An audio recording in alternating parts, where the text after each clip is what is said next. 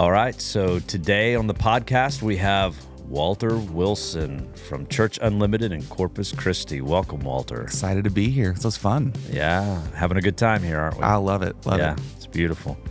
So just real quick, tell us what your role is at the church, what your title is, and then we'll kind of dive into your story a little bit here shortly. Yeah, so my title is lead production director at Church Unlimited, and I get to lead kind of all of the production department across all of our campuses. So we're a multi-site church in Corpus Christi, Texas. I think we're at 6 locations plus online.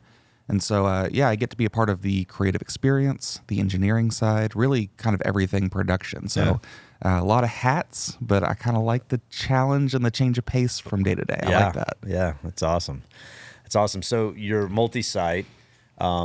Give the listeners just a little bit of context on main campus. Are they satellite campuses? Are you church plants? Like, what kind of the size are they? Yeah, so our main campus is probably just under 2,000 seats, and that is kind of our broadcast and main locations, kind of where the church started. Our pastor really had the vision of planting churches, especially in the smaller areas around Corpus. And so Corpus is really like way down south in Texas. Right. Like we're only a few hours from the border. And so there are a lot of kind of small farming communities around us. And so we kind of plant smaller, anywhere from 300 to 600 seat auditoriums in these smaller areas. And then we do satellite campus to that. So we're live streamed to locations, but with a live band. So we try to make it feel like church, right? Like it's a full experience of church, but everybody's tuning into the same sermon at the same time. Sure. And I assume there's a community pastor or a campus pastor or something like that as well. Yeah, they got a full team out there. Yeah. That's great. I've had a lot of opportunity to hang with you and some of your team members, and you have a pretty amazing team down there. Very blessed to have a great team. Yeah. Absolutely. Yeah. One specifically that we've all tried to steal from you. Multiple people have tried to steal, but... Yeah, no. So he's talking about Lara. Lara's amazing. We love having her on the team. One thing I love about my team is that there's not a lot of people that do the same thing on the team, and so everybody kind of has a specialty niche that they fall into, and it's a little different than other churches where it's not necessarily lighting or audio. Like there are those things, but it's skill set, and so everybody kind of does a few different things. But like I do a lot of engineering and system and problem solving. Lara's amazing at administration and team building. And so while we both are technically lighting people, we come at that same problem from very different angles. Sure. Yeah, and just to bring it into context, we had the Thought Leader Retreat a few weeks ago. Well, I guess about a month ago now. And she had presented some of her documentation. Oh, it's the best. And there were several people there that were super jealous of the processes that she had kind of put in place with your team and everything. And so anyway, there was... quite the jealousy of Walter having no, it's been great, and it's things like that those systems that she helps bring to the table that really have helped us grow and develop teams that are consistent across so many locations. Yeah, that's great. So we've known each other for quite some time. Yeah, like almost 10 years. I was going to say real close to a decade, if not a decade. But there's some things we've talked about in mentor circles or just one-on-one. But there's some things that I don't know about. So I want to start with kind of like, where were you born? Where did you grow up? Kind of what did childhood look like? Let's just kind of talk through birth to maybe high school. What did that look like? Who was Walter Wilson? Ooh. Where were you born? Who were you? Well, give me that. I want to know that. Talk about all this a whole lot, so I'm a little nervous to talk about it, but I think it's good, and hopefully it helps somebody. Yeah. But so I was born in Houston, or not born in Houston, but I really grew up in Houston. We were there pretty quick, and so I like to say I'm from Houston, but I've lived in Corpus for a while now. I'm not sure when you are from somewhere, when you've been there long enough, but like I think I'm coming up on it. Yeah, like I was born in St. Louis, but I moved to Branson when I was 2. Branson is home. Exactly. I've been there for 46 years now. So grew up in Houston, which is fun because we were in the suburbs, so you kind of get a little bit of small town feel, but kind of the access to a larger city. So we were kind of introduced to concerts and theater and dance, and there's just a lot of things that you get to see.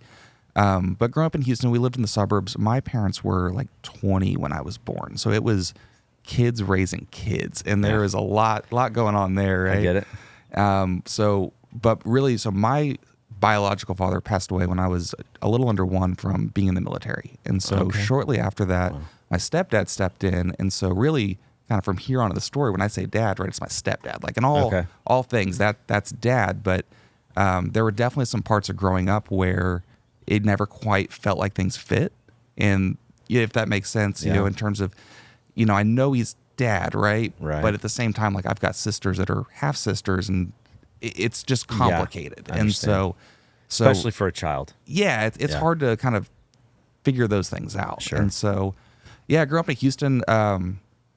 You know, we were in Boy Scouts. We did a lot of things outdoors and really loved that. And you know, there's some parts I'm going to talk about here in a minute that make it sound like childhood was maybe rough, but there's a lot of really great things we got to do too. I mean, being in Boy Scouts, my dad being young, being a young parent, we actually got to talk about this a couple months ago with him, which was fun to kind of reminisce on these things. He was like the young parent in the troop, right? Okay. So like when the other dads are in their 40s and 50s, like, God, we're going hiking again? And he's like pumped. Right. He's like, let's do this. And so there were a lot of like really fun parts about having a young parent, especially at that age. But as I got a little older, kind of in the 7, 8, 9, 10 range, I started having a lot of like mental health problems. And that was something that was really complicated for my family to deal with. You know, it was a lot of mood swings. It was really complicated. And so, in trying to figure that out, they ended up putting me on lots of medications. And this is, you know, late 90s, right? Yeah. And so that was kind of the move in the late 90s was lots of medications and therapists and things like that to try and figure it out. And that kind of caused a lot more issues, I think, in a lot of ways, right? It made me feel less connected and less whole with what was going on around me. And so more isolated feeling. Yeah. And that really kind of was the theme all the way up through middle school, high school, was just kind of not feeling connected. Okay. I want to stop there for a second, because when you say middle school and high school, that's an awkward time anyway. Oh, for everybody. It's the worst. Right? I mean, even if you don't have connection issues with parents or your surrounding or medications or whatever, right? I mean, that's just your body's changing. For sure. You know, I mean, that 12 to 13-year-old dude is really weird. All of them. Yeah. So then I mean, that's normally a weird process, but what you're saying is like it was different than the normal weird, right? Yeah. Yeah. I mean, it was different than the normal weird. As far as you know it anyway, right? Yeah. I mean, as far as I know, I mean, like I said, just major mood swings, kind of blackouts, things. It's even hard looking back now to try to figure out exactly what was going on. Yeah. But definitely stuff that wasn't normal. And so part of that isolation, what ended up happening kind of in middle school and high school is I started getting into drugs. And really part of that was having a place that I actually felt connected, like that group of people I started to feel connected to. And that kind of led me down some rabbit holes. And that's kind of where the story gets real weird. And so, you know, I'm dealing with that. And once you start going down that road, it's pretty quick that things take a left turn.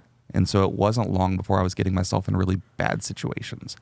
I won't go into too many of the specific situations, but anybody that's had a habit like that, it's not a long stretch to start selling as well as partaking. Okay. And so that's kind of where my life took a pretty hard left turn. So my parents were in a situation with me and my behavior and didn't really know what to do. And so I kind of had burned all the bridges in Houston and ended up moving with my grandparents in Corpus. That's how I got to Corpus. So I want to stop you there for a second. Did your parents know? Oh, yeah. Okay. Yeah. No teenager's that good at hiding anything. We think we are, right? No, that is very true. That is very true. But also sometimes parents can think but ignore. No, they definitely do. Yeah. Okay. And they were in that same, again, we're talking kids raising kids, right? So I'm 13. They're my age now and still trying to figure out, like, I don't know what to do with that. Right. So. Okay. So you moved to Corpus with your grandma. Yeah. So moved down to Corpus with my grandma. And so kind of continued burning bridges. And that's kind of the theme really all the way up until we get to Church Unlimited, is, you know, continue burning bridges and ended up getting in trouble at school with some substances. Yeah. And got myself in trouble there and ended up getting arrested, getting kicked out of school, did not finish high school. So I got to my junior year because of the trouble I was in, was going to have to retake a bunch of classes and just said, no, not interested in that. So I dropped out of high school at I think I was 17. I think I was just turned old enough to go sign the papers myself. Yeah. And with part of that, when I got arrested, they gave me a court-appointed probation officer and a court-appointed therapist. And this is where the story takes a positive turn. Ironically, those two knew each other, and they both volunteered at Church Unlimited. So I ended up serving in production with my probation officer. And so, like, we were serving side by side in church. Very interesting. Yeah, it's not a story you hear often. A guy named Brian, and he was, man, just such a cool guy. Like, he kind of looked at my situation and said, I don't think you're a bad kid. I think you don't have direction. And so he took a chance on me and kind of brought me into his world and kind of got me connected with other men in my life. And that is really where the story, like, takes a positive turn, right? Yeah. I started to have some men, David, you know David. Oh, yeah. That took a chance on me and kind of pulled me under their wing and started to build me up. And that is, that's kind of where my story changes and starts to be really positive. And I started to have this community around me where I could feel like I fit in, right? Yeah. That's what I was always looking for, was a place to fit in. And now I had a group of guys around me that were older and mature and wanted to pour into me. Wow. So you mentioned that you moved in with your grandma. Yeah. She obviously knew why you needed to come down there, right, and be with her. I'm curious. I know we've already kind of went beyond it a little bit, but I'm curious. Like, what is that? What was that relationship? I mean, was she just helping your parents out and say, "Come down here"? I mean, what did that? So I'm oldest grandson from all the grandkids, and so there's always a special relationship with grandma there, right? And so I think she just wanted to do whatever she could to help me, right? And so I'll always be grateful for her for giving me that opportunity, because I was in a rough spot and did not know where I was going to go, and she took me in. I'm just going to say this: I just became a grandpa a year ago, and I am reflecting forward. Like, someone asked me, I think grandparents have a special place for every child. I know my grandparents, all of them. There's those special memories, those special things they did. I mean, at the retreats, I talk about a pen, and there's a whole story back to my grandpa on that and everything. But I will tell you this, and this is a little off topic, but I just got to share it because we're there. I had someone ask me, how do you like being a grandpa? And I said, you know what? I like being a grandpa a lot. But what I really love is watching my son become a father. Oh, that's cool. And I think, as we're talking about your grandma, there's that type of a generational love. You know what I mean? That it's like, yes, I'm looking to my grandson, but it's also probably the love back to whether it was your mother or your father. It must have been your mother's mom, right? It was, yeah. Like, just, okay, she's now a mother. Now I want to help out. And there is, you're right. There's that first grandchild. I mean, grandparents love every one of them. But we're the best, for sure. Oldest, we're the best. Everyone always sees it, the oldest grandchild. If nothing else, there's just more history there, right? For sure. And you might have been the first, well, you would have been, if you're the first grandchild, but the first one that made them that grandparent, right? And have that experience. So that's super special, dude. Yeah, awesome. No, it was, and like I said, just we'll always be grateful for that chance, because I mean they're looking to live their retired life, and they're like, all right, let's take this crazy kid in and see if we can fix some stuff. And they're like, we're kind of done raising kids now, but and of course not the easy kid either. Right? It's not like, let's take the one that's super chill and just hangs out all the time. It's the like, angel kid. No, it definitely wasn't that. And so super grateful for that. So you got involved at Church Unlimited as a volunteer. Obviously, things must have went pretty good there. But I would like to talk about the personal side of it as you were there, because I mean, obviously that's where the struggle was. That's what got you in the trouble in Houston. That's what got you to Corpus. So what did that process look like in kind of correcting or getting that switch triggered inside you because I think there's a lot of things. There's what I've heard you say so far is there's some things you got involved with that you got to get out of. That's one challenge. Then you have to kind of reset yourself.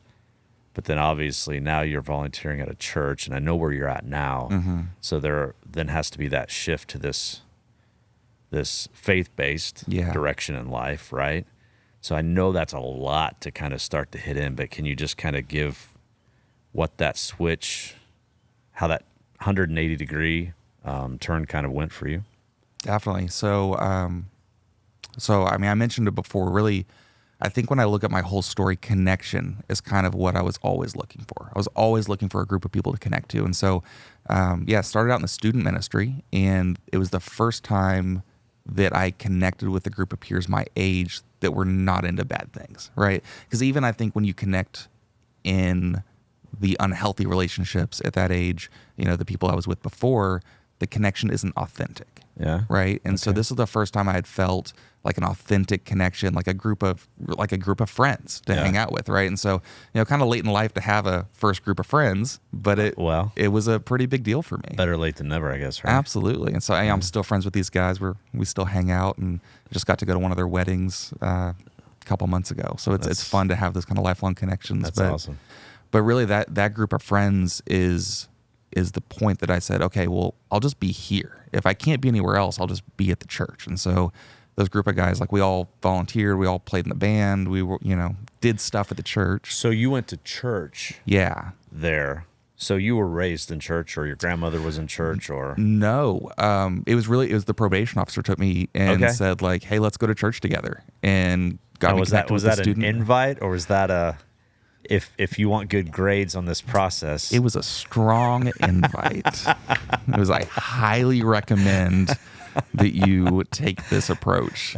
He's stepping in as being your big brother in that moment, and right? He was a very large, physically imposing man, and so a strong invite was something you took strongly. God used that strong vessel in your life, right? Absolutely. So I kind of jumped around a little bit, but I mentioned dropping out of high school, so I had actually started serving before I dropped out. So that all happened it was less than a year. Like, it all happened really fast and kind of a whirlwind. And so now I'm not in school. I've got a lot of time on my hands. I kind of have this place I can be. And at the time in the church, and you got to stay out of trouble. I got to stay out of trouble. Yeah. I mean, I'm still on probation, right? Yeah. So I have to stay out of trouble. And the time this was Berea Fellowship at the time, right? So we went through a name change at some point. But so at the time of the church, it was a smaller church. We didn't have very many multi-site campuses. We might have had one. Like, it was still a new thing. Yeah. So it was at a time where the church was growing and they needed people to be around. And so I just kind of was just there. Like, they opened the doors, I was there. Yeah. They closed the doors and I was like, when can I come back? Yeah. Like, I was just there all the time. And, one thing I didn't mention is, so my dad is a drummer and an IT guy. Okay. And so I kind of grew up doing computers and also doing drums and music and setting up stages, right? Yeah. I didn't think of that as a thing you could do for a living. I just thought of, like, I got to go with Dad to set the drums up. Right. That's just what we do, right? Yeah. We're going to go to the bar and set up the drums so we can play a gig. Like, that was just life. Yeah. And so I had never even thought of this as like a thing that I could do for a living. And so I just was hanging out. Like, this is what I did at home with Dad. This is what I do here at church now. Here. It's a community of people. I like them. They're pretty cool. Okay. And so really through that process that I just needed something to do. I did it all the time. I didn't have anything else to do. And turned out I was kind of good at it. And so I just kind of kept going. And really every time something would come up of like, hey, we need to do lights, I go, I could probably figure that out. And then I figured it out. And it was a hot mess, but it was student ministry, and kind of everything goes in student ministry, right? You know what? You can try it and fail and fail and fail, and as long as you're trying, it's still good, right? Yeah. And because of that time of my life, I was, I had to make a decision. Like, there were no more like options. It was were really bad decisions. And so you lay all your cards on the table, and that helped me go like, I'm gonna figure this out. I have to figure this out. And so, it's funny. One of the things I'm known for now is kind of being very determined and hard-headed, and I'm gonna figure this thing out. Yeah. Well, that's kind of when that started for me. Was like, I didn't have grit before, but now I have to. And so it kind of developed this character trait of like, it doesn't matter what the thing comes, like, I'm gonna just head down and figure it out because there's no other option. So you're at the church, you're serving in the youth. Where did you feel the switch from, this is kind of cool, wow, might be what I could do, like I was doing with my dad, drums, all this kind of stuff, to the point to where you went, I know this is what I'm supposed to be doing, and not only that I'm supposed to be doing it, but that you could feel, I would say, I'll use the word investment, the value of the investment, I'm going to call it love though, from these guys who are pouring this vocational education and experience into you. Like, talk about that a little bit. Yeah. So I was upstairs in students for probably a year and a half before I ever went downstairs. So the way the church was structured at the time, student ministry had its own, like it wasn't Barrier Fellowship. It was Element Student Church. It was a totally different, it was in the building, but it was totally separate, right? So I never even went to a downstairs service or in that building, it's upstairs, downstairs, right? So like the main sanctuary, I never went for like, I think I went to a Christmas one time and I was like, this is cool. Okay. So you were getting the word in students, not okay. And so they had this Christmas stage turnover and said, hey, we need all hands. And so the student ministry jumped in and helped with that. And it's the first time I saw like behind the scenes and I went, oh, this is really cool. Yeah. And next level, bro. Yeah. So then I was like, I don't want to be in students anymore. This is where it's at. And so I started serving downstairs really at that Christmas. Like it was pretty quick that I think God works sometimes in timing that I think if I had gone downstairs a year or two before, like they wouldn't have been ready for me. Okay. And when I went down, I think David was looking for somebody to pour into, and I was looking for someone to pour into me. Yeah. And so the timing from God was just, it was God, right? Yeah. He was just in it. Like there's just no other way to, I don't always get super spiritual with that stuff, but I think that's one of those moments that's kind of ordained, and he was really looking for somebody to pour into. And so like I said, I was kind of just there all the time. Like it's not like I had anywhere else to be. So just now instead of being upstairs when I was there, I was downstairs when I was there. And so really just started with that relationship and learning from him, and really just kind of, they used to call me his shadow. Yeah. So because basically everywhere he went, I was just like 6 steps behind him. Hey, we talked about this at lunch today. But not only did, I know you don't always talk about the spiritual side and everything, but you can't deny that like that was just perfect God timing. But I would tell you that, we know David and we know his skill set and his, when you talk about you're determined to figure something out, like we talked about that at lunch today. That's David too. Yeah. Right. Like, so I like God just put the right person to pour into you for you to develop and learn from someone very much like you in the regards to how you think, how you see things, that determination, right?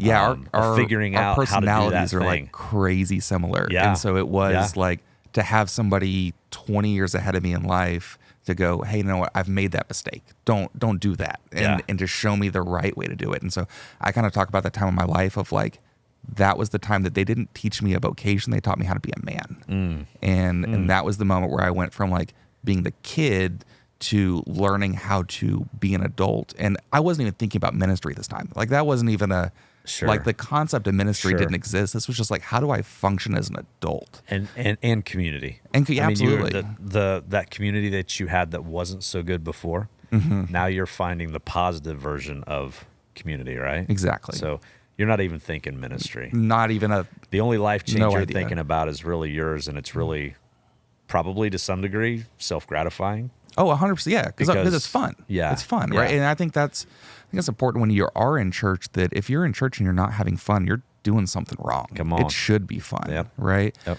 And I wasn't even thinking about a job. Like I'm just trying to not get in trouble. That is my entire goal: is don't get in trouble. And so, pretty quickly, but I'm 18, 19, right? I'm like, okay, I got to start thinking about some kind of income. And I'm doing the summer job at the bookstore and construction on the, whatever, like I could find.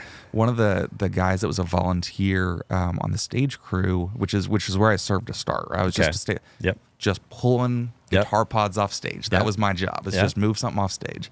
One of the guys there was head of security at our local concert venue. And so I'm this 18-year-old. I maybe weighed $150 if I was wet. Like I was so small, and they had me working security next to the stage to keep people. It was insane. You were a warm body. Oh, literally. Right? Yeah. I was. They felt bad for me. They felt bad for me and said, "Here, we'll pay you a little something. Just come stand over here." But it was just another, like, when I look back that season, there were so many God things of getting shown what the industry looks like that now I'm getting paid to be at a show with no qualifications to work it, but I get to see guys setting up stages, doing sound check, being professionals. So you're not doing it, but you're there watching I get it. to You're see it. Yeah, right. Okay. Yeah, and so I really, for anybody in that kind of like 18, 19, 20 time of life, I would just say, like, be a sponge. And that's all I was. I just was wherever people were doing things that were interesting. I was just there, and I was a sponge. Like, how are they doing it? How are they thinking about it? And just taking all that in. Yeah, and it's interesting that you say that, because I in my younger days, I was that way. I was in music, and I grew up in Branson, which is at the time was a lot of live theater stuff, and I was the same way. Like, I just loved music.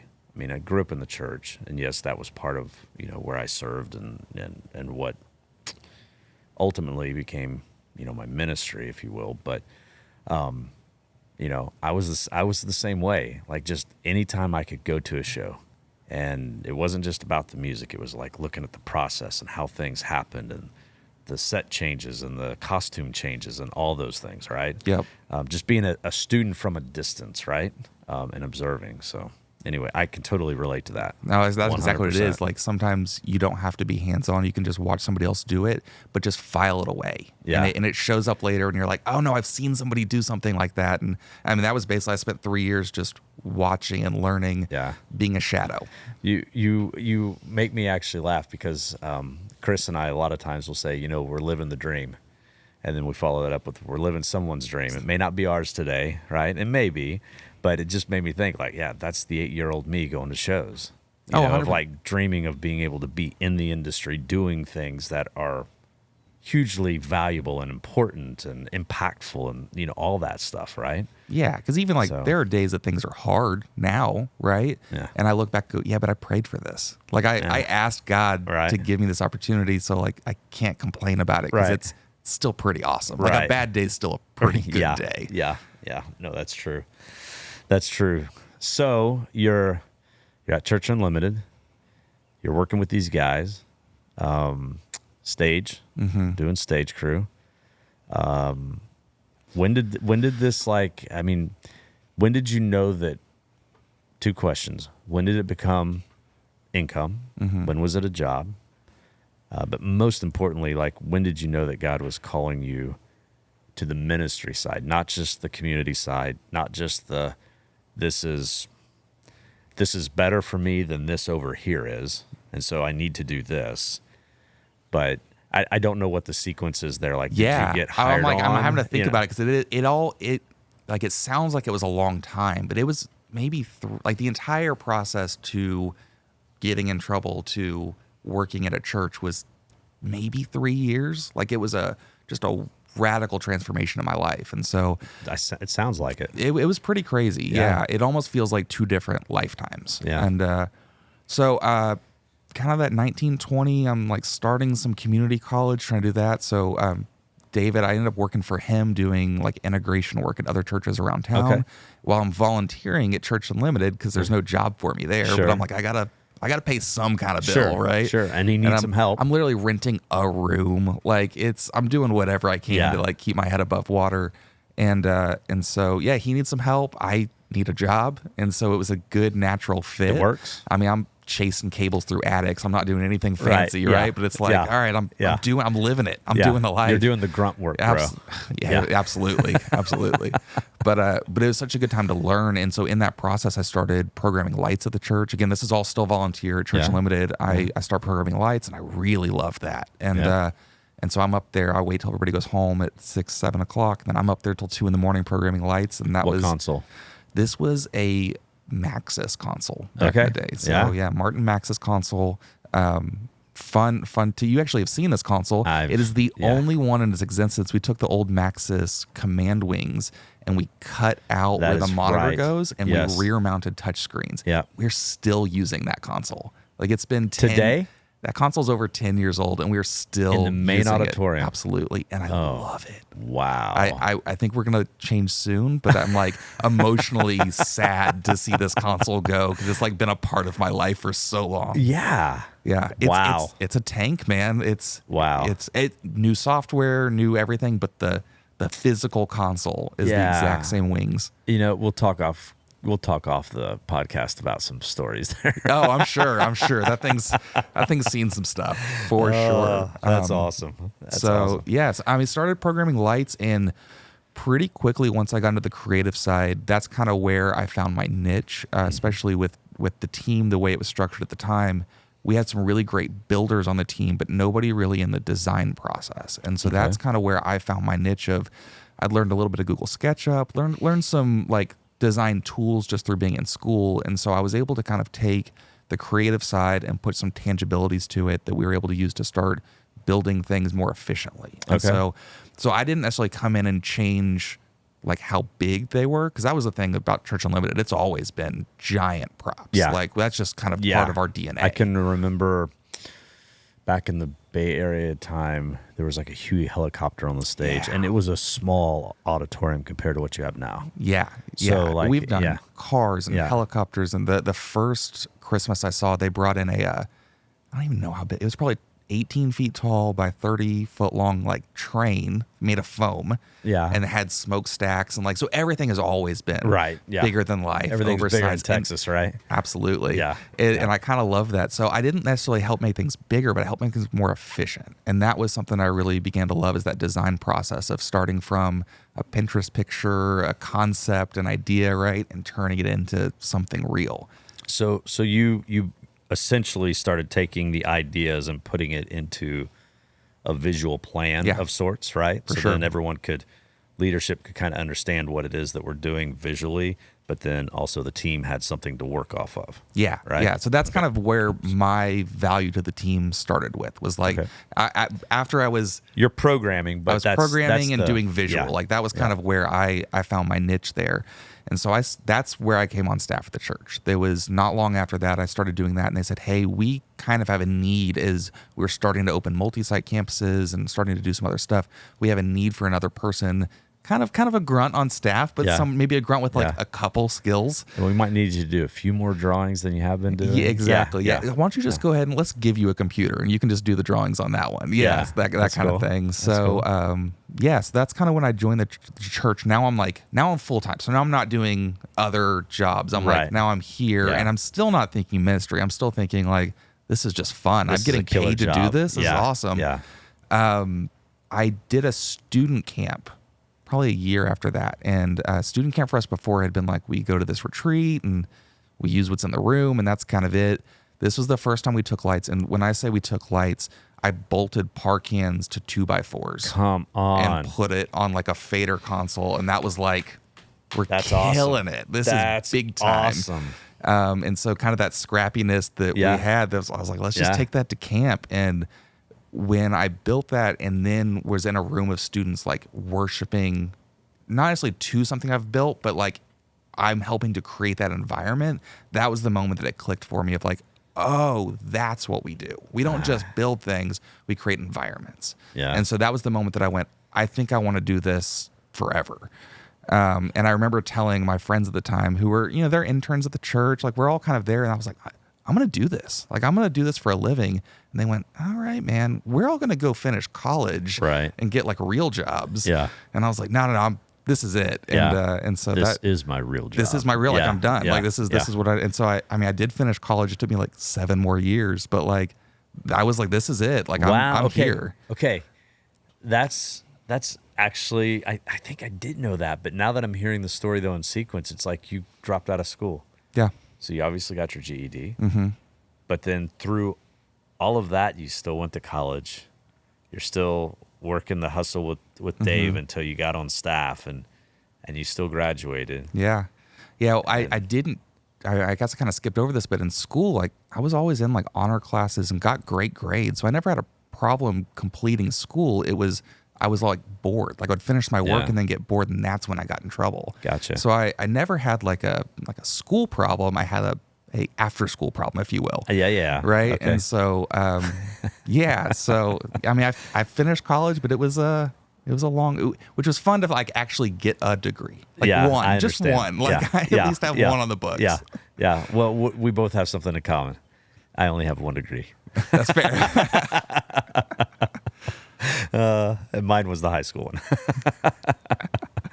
one. So you're at youth camp. You kind of realize the purpose, the vision, the impact. Where did it go from there? I mean, I know your role is much different than where we're at right now. Definitely. So, like I said, it feels like a whirlwind. It was maybe a year or two after that. So I'm like 24 now. I'm still real young, and there were a bunch of changes in the church, and Dave left the church, and so now like kind of my mentor is not there anymore.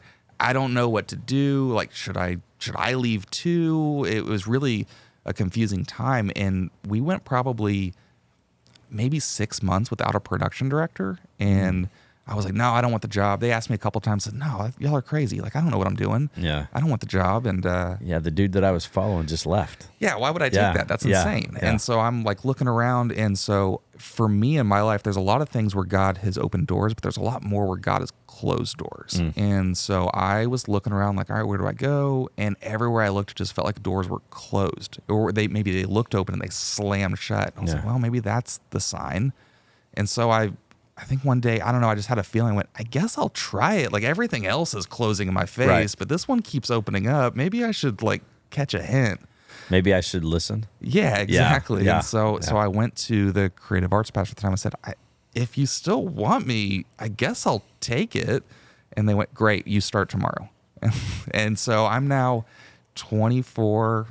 I'm the only staff at this point. Like all the other production staff has left. So we're 3 campuses with I'm the only production staff. Wow. And so I'm kind of looking around going like, okay, now I'm in charge. What am I supposed to do? And so we hired a guy that was serving at one of our campuses, and he came and worked with me. And then we shortly after hired Lara, who was in students. And so I'm 24. The rest of the team is under 25. And we're now 3 people leading production at a multi-site church with live satellite. A sizable. Yeah. I mean, we're not talking about. No, we were running probably 10 to 12,000 people at the time. And holy now mackerel. We're like in our early 20s going like, let's do production. There had to have been a volunteer team though supporting, right? There was. It was much smaller than it is now. But yeah, I mean, we had some great volunteers. Yeah. And what's fun is I still get to work with some of those volunteers that are still volunteers. I mean, this has been almost 10 years ago, right? That we're talking about this. And so to see some of those guys that have stuck around, I mean, they're friends now. Like those are your family, right? Yeah, like we've been through a lot of late nights together. Yeah. And so, we had a really great volunteer team. But at the same time, they didn't know we didn't know what we were doing. Like nobody knew what we were doing. And so we were just figuring it out. Like we're just going to keep putting one foot in front of the other. And we made a lot of mistakes in the early days. I mean, we make a lot of mistakes now, right? But I look back at those times as like, that's when we really learned. Like when there's kind of nobody else to call for help and you have to be the one to close the gap, you just figure it out. Yeah. Yeah. That's awesome. So I know that, what has it been? A year, 2 years ago, you became a dad? Yeah, 2 years ago. My little girl's 2 years old as of May. Like just a few weeks ago. She's 2. And it's wild. It's no different than before, right? Everything is different. You do whatever you want. You go to bed when you want. You wake up when you want. Yeah, no. She runs the house. Yeah. Like she is. My wife and I's joke is that if I'm stubborn and headstrong and she's stubborn and headstrong, it's crazy that our daughter is also stubborn and headstrong. It's weird how that works out that way. So I know that you and I have a hobby that is in line with each other, and it has to do with a rod and a reel. Yeah. You like to go fishing quite a bit. I do. Yeah, so I grew up, growing up in Houston, and then my grandparents were always in Corpus, so fishing, you come down to Corpus, and fishing's like, we got saltwater right there, beautiful grass flats. So I grew up fishing a lot and kind of had stopped, high school, early college, and I remember this was probably about 4 years ago that I was kind of like over Corpus in some ways, right? Because it's a smaller town in Texas. Sure, so you're gonna start getting that itch of like, where else am I gonna go? Let's do these things. And I started realizing like I have these amazing grass flats in my backyard. Like it's like 5 miles away, I have world-class fishing. Yeah. And I'm like looking to leave. And so I said, why don't I just take advantage of that? And so I got back into fishing. And a little about me, if I do something, I do it all the way. You're all in. And so at the time of my life, I had a lot of time on my hands. This was kind of pre-COVID, but just the way we were structured, I was married, but we had no kids, and days off were what they were. And so I was fishing like 2 or 3 times a week and just kind of went all in. And I love it. Yeah. You've I think at least once maybe on a community call or a mentor circle call, you might have jumped in from your phone, or you called it. Yeah. I was on my kayak. From the kayak. Yeah. It was awesome. Yeah. I mean, I was joking earlier. I signed the mortgage papers on my house for my kayak. Right. Yes. Yeah. So I've had some pretty big life moments in the kayak. It's been a part of the life. Well, you and I share the love for fishing and water. So that for sure. Absolutely. Yeah. Love to get out on the water and just be. I don't care what it is that I do. Just absolutely. Be there. I think just being in nature and that kind of, talking about Boy Scouts, that goes back to your, I think when you get in nature, especially in production, like we're in dark rooms with no windows more often than not, having that connection back to nature, I think has just been really grounding for me, especially when I don't know what the right next step is, or I need to spend that time with God. Like that's the place that it's so difficult for me to go into the church building and connect with God sometimes, because I turn that work mode on, right? You start looking at the fixtures, you look at the cables, right? And so for me, when I can get out into nature, it's such a disconnect from the vocational part of ministry that I actually get to have that time to connect and listen to God. I think that's an interesting point. I mean, we've had the conversations on mentor circles many times around where do we find the space to connect with God? Because sometimes we are in the work environment of creating that experience in that moment that, let's just be honest, I mean, it's hard to be in a full heart posture of worship, just like a regular it's like almost impossible. It's right? so hard. I mean, you can still have the heart posture to serve and to love and want this to be amazing and for people's lives to be changed and everything. And that is a form of worship, but like in where you are worshiping and receiving, and I don't know how to explain it, but you know what I mean? It's different. It took me a long time to figure this out because, people go to church on Sunday, right? That's like, everybody that attends our church, Sunday is the time for them to connect to God and have that moment of being refilled. And I guess kind of culturally, especially, we're in the South, like Sundays or you go to church, right? That's just what people do. That's what the song says, Sunday in the South, right? Come on. And so, it took me a long time to realize that even though it's Sunday and I'm in church, like I need to have a connection time outside of church. Yeah. Because it's, for me at least, it's very difficult to be working and worshiping. Like those are kind of two separate things for me. And so I look at my Sundays as my serving. Like this is where I serve God, not necessarily where I spend my connection time, but it's how I serve God. Is I was given the opportunity to come in and find community and change my life. And so I get to create an environment now for other people to experience that same kind of life change.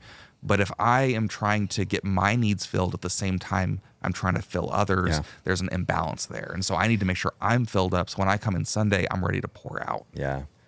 So obviously part of what you found is that connection in nature where you can kind of just go out and be and enjoy God's time, have that time where you can, however you connect with God in regards to having conversations, praying, whatever, right? Yeah. And it actually has helped me have a better connection to God. Because I think even before, 4 or 5 years ago, I didn't, it sounds crazy, but like I'd worked in churches now for years and didn't really know how to pray.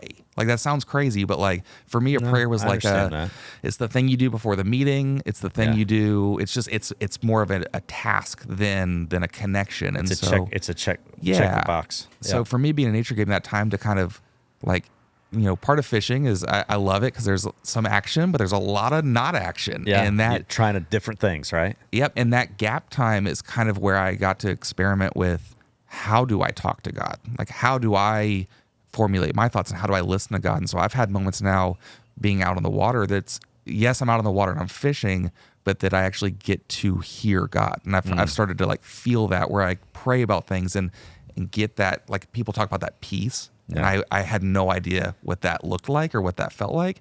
And so now I kind of get it. I'm like, oh, that's what they're talking about. Because you pray about something, you get that peace. I go, oh, okay, now it's starting to click in. Yeah. It's been fun. It's been interesting learning these things because I feel like I came into a leadership position and didn't have some of those foundations. And so I'm kind of learning how to be a Christ follower as I'm leading others to be a Christ follower. Yeah. Which is it's a fun and scary balance there. Well, let me help you out.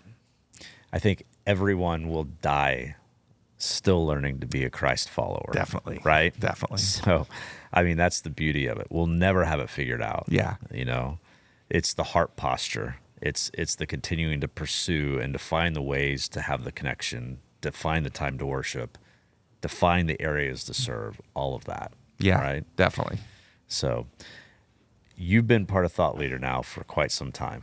Actually, we were just talking about it earlier, and you have been since 2001, I think, is what it came up. Yeah, I think I joined 2021. Like I said 2001. I meant 2021. Yeah, I think it was like 2020. I joined like the Maybe first. It was the first Zoom call thing that Daniel Page and so I mean it was 2020 because one of the things that I'll talk about why I love Thought Leaders is like I had always wanted connections with other churches, but where we're located, there's not really a lot of other churches that do things the way we do it. We're not like a heavy Catholic community. And so like we're kind of the crazy ones out there doing weird stuff. And so I've always struggled to have that community in production outside of the church. And what I found was now I'm leading the team and there are different challenges that come when you're leading the team than when you're a part of the team. And so now I really feel like I don't have community. And so I had met Daniel years that we went to a C3 conference like forever ago. Love me a C3 conference. Come on now. Yeah. And forever ago, but kind of was missing that connection.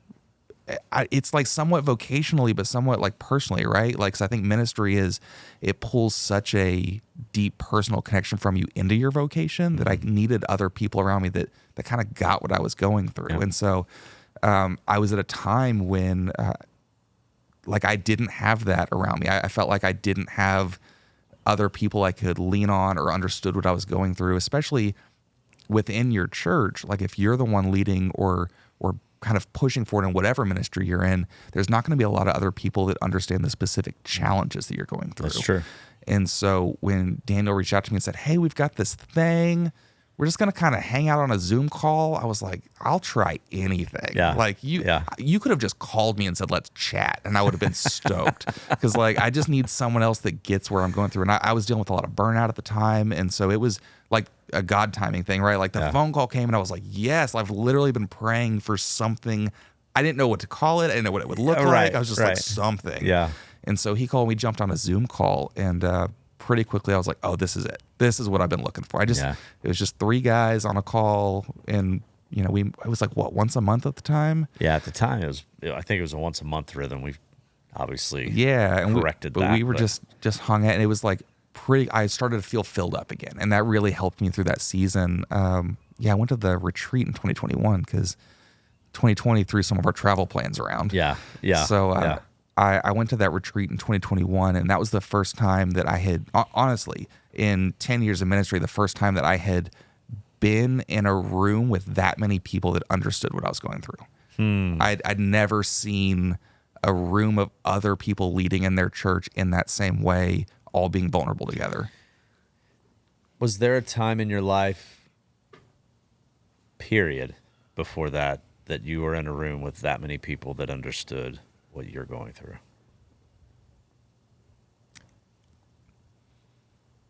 I don't think so. I mean, I've had moments where, we talked about David and there's some other guys that came along the way, but those are like individuals. I don't think I'd ever been in a community environment that understood at that level. Wow. Yeah. That's pretty amazing to think about, actually. Yeah, because it was, what was it, 10, 12 guys? And and for me, like, I feel like I'm coming from this church that nobody's heard of, and I'm like, why am I even here? And that's not what it's about. I know for sure, but some of the guys in the room, what I was getting is, like, some of the guys in the room, I idolized them and was like, I can't believe they would even give me the time of day, let alone spend an evening just chatting with me.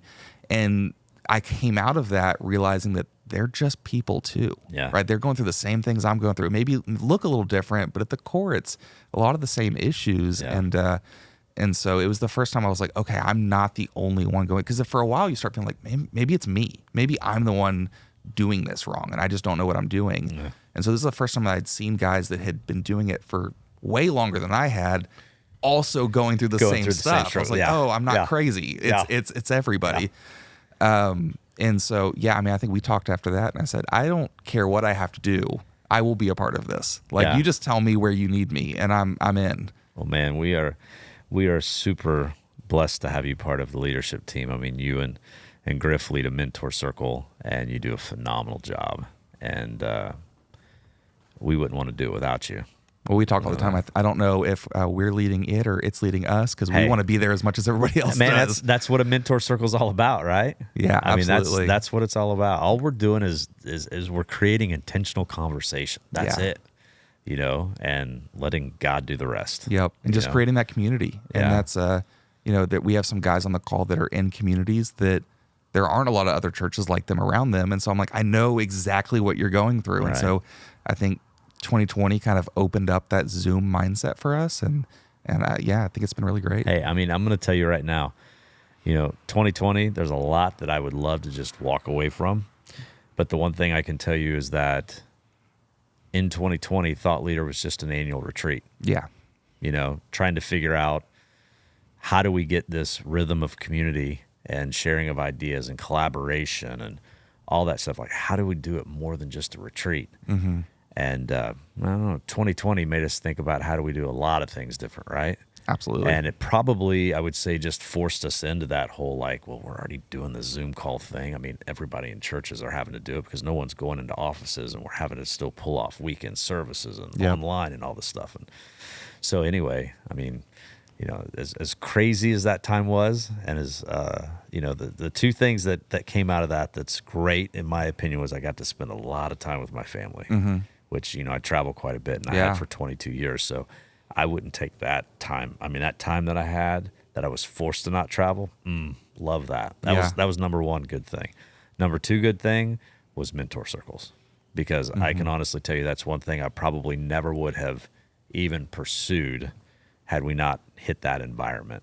Yeah. So, well, they've been great. I mean, they're still impacting me. So. It's not as good. It's not as good as being in person, because, being face to face, in a room, in a space, is always going to have much more energy and impact. But to be able to, every couple weeks, every 2 weeks, sit down for an hour and get on a call with 10 to 12 people that you can connect with, that understand you, that get you. And with the rhythm too. That's where it's, because you don't go months without, because I was, I was able to make some connections over the years with guys, but you may go years without talking. Right. Maybe you go months and you're like, man, we talked every few months. That was awesome. Like, we're really staying on it. But having that every 2 weeks, it helps prevent problems from both building up and being forgotten before you have a chance to connect with other people about them. Well, and let's be honest, I think Daniel, our buddy Daniel from Fellowship, I think he's said it before, like, you can go to a conference and you can hang out for maybe a dinner or maybe walk the show together, and then you might not see each other for a year or two because maybe one of you doesn't go to the conference or something like that, right? Mm-hmm. But now my words, those are his words. Like, that's the value of the rhythm of this type of a relationship. Yeah. The flip side is that really is just an acquaintance. For sure. That's not making a true relationship, a connection, understanding what's going on in each other's lives. How can I help you? How can you help me? Yeah. Can you help me with this? Do you have anything? Like, those real, I would call it an extended family, but that's kind of what it is, right? And even though it's, for the most part, virtual, I mean, we try to find those ways that we can bring guys and gals together. Yeah. In the same room, community. so to speak. But yeah. Anyway, do you have anything from your time with Thought Leader that just like sticks out that you think was like a moment?